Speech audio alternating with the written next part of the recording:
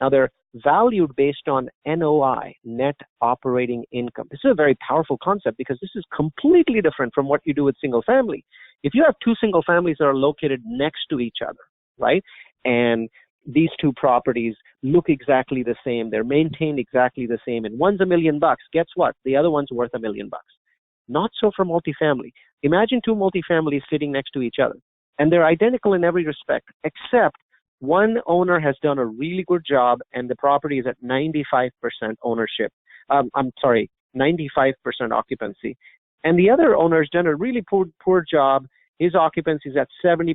Some of his tenants are not paying. They're delinquent.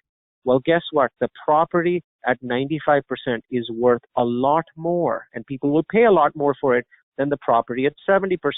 So multifamily is a business. And a business is run based on income. Therefore, the loans are also based on that. So here's the beauty of multifamily. So this is the most important slide of my presentation. So if you're fiddling with your phone, stop for the next 60 seconds because you'll miss the magic of multifamily if you miss what I'm about to tell you. So here's an example. There's a 200-unit apartment complex, and the management does a good job. They raise rents by $25 per unit, just $25 a unit. Now, the value of that property instantly rises by about $850K. If that property is in the San Francisco Bay Area, it rises by almost $1.5 million.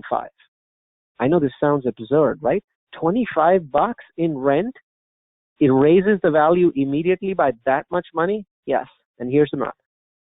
200 units multiplied by $25 multiplied by 12 months. So that's some number, right? So let's do the math on that. 5,000 into 12, $60,000, right?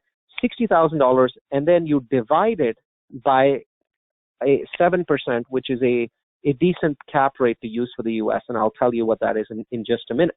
So you divide 60,000 by 7, and you come up with that number of $850,000 roughly. In a 7 cap market, and most markets in the U.S. are actually 6 cap or 5 cap markets, you would generate that much. So if it's the San Francisco Bay Area, which is a 4 cap market, you would say 60,000 and divided by 25, and you would get a staggering number. Divided by 4, and you get 25 times 60,000, so that's $1.5 million if this property is in the Bay Area. This happens every time. This is not some kind of stray case. This is not 10% of the time. 100% of the time, this math will work when you raise the property. And that's the magic of multifamily. Now, what is cap rate? It's essentially the multiple that you will get for creating new income. So you went in and created $25 in new income for each unit, right? You did a good job. For every dollar that you created, people will give you a multiple. At 7 cap, the multiple is roughly 15 times. At 4 cap, the multiple is exactly 25 times. And that is the magic of multifamily, because by creating a very small amount of net operating income, you get a very large result when you sell the property. This does not exist in single family. Nothing like this exists in single family because single family is not an income-based calculation.